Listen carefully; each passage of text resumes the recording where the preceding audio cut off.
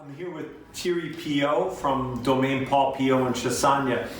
Thierry, when did you take over for your father? My first vintage was 2007, and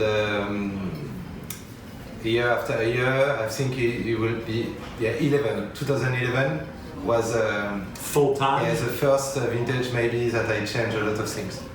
And when did you first start working with collaborating with your father? At what age? I was 24 years old. Okay. And was your sister also? Who was also arrived in 2005. Mm-hmm. So she's more at the office, and I'm more in the vineyards and making wine. So you said in 2011 you started making some changes. What were some of the changes that you wanted to? Yeah, longer élevage. Mm-hmm. So we pass to 12 months to 18 months. Mm-hmm. And reduce new oak, use 350 liters to 500 liters. So larger barrels. Yeah, larger barrels and less new wood. Yeah, completely. And so, what was the goal? What was your thought behind making those adjustments? To keep more energy in the wines, respect each terroir. So mm-hmm. We are lucky to have 6 Premier Cru, very good place like La Romanée, Grandes Ruchottes, Caillerets, and to keep the terroir. I think it was a good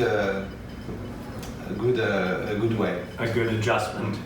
The vineyards that you just mentioned, you've got a lot of really nice spots, and that kind of they're all in the same neighborhood. It's a pretty nice place to be in Chassagne. Yeah, we are lucky to own this terroir. Yeah. What's the unique part of that terroir? What is unique to those Premier Crus, Caillerets, Romanée? Each terroir has its own history. Mm-hmm. For us, La Romanée, it's because my grandfather planted these vineyards and 8 years old, and this is for us maybe one of our best terroir, and especially La Romanée. And it ages, you think it's the best ager? Every year when people ask me what do you prefer, it's La Romanée with age, Yeah. And when the wines are young, is there another one of these? Grande Ruchottes is more expressive, mm-hmm. easier to understand in the young age. And you made a big change in replanting some of the Clos Saint Jean for Pinot Noir. Well, the people were saying, why plant Pinot? Why not plant more Chardonnay? Chassagne used to be a lot of Pinot Noir area, and we forget maybe because people like Chardonnay, and so a lot of people replant Chardonnay instead of Pinot Noir at some place. Because it's financially easy. Completely. We replant half an hectare of Pinot Noir in this part. It's very, very interesting terroir. What's the beauty of that terroir for Pinot Noir? Why is it special? Because we have clay and limestone also, so it gives a very, very fine Pinot Noir. It's quite mineral for Pinot Noir.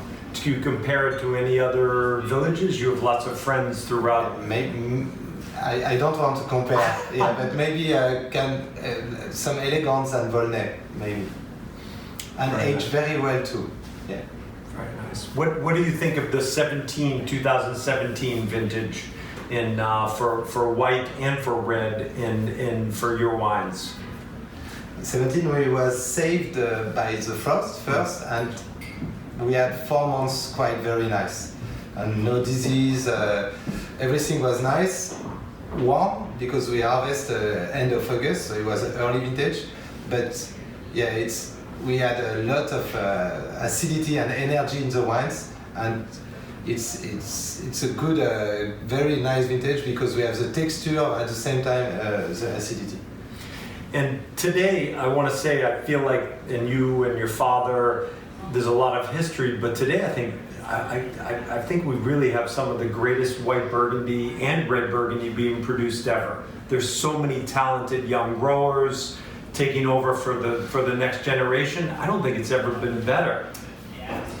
because at the same time, I think we respect the terroir, the work of our parents, but to and bring just more organic, more work in the vineyards. But we are lucky to also to own this terroir, so we don't forget that our parents give us that, and we just want to continue and improve year after year. But absolutely, and it's also, I think, great that there's a greater exchange between this generation of growers, taste together, socialize more together, even between villages, which I don't remember happening 20 years ago. No, it's a different period maybe. Like today, we've got a couple other growers here that you know very well. Yeah.